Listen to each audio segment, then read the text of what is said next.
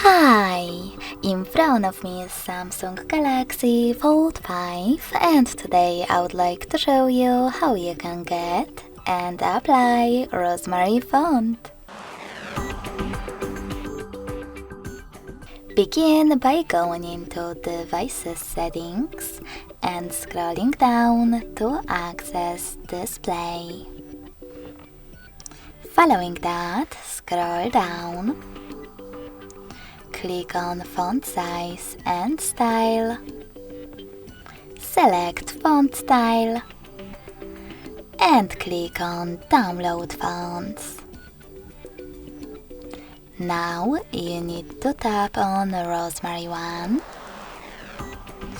and hit Install.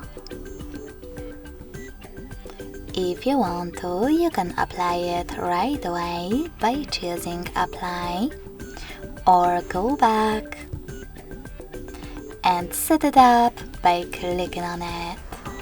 So when I do that, as you can see, style of my font has changed.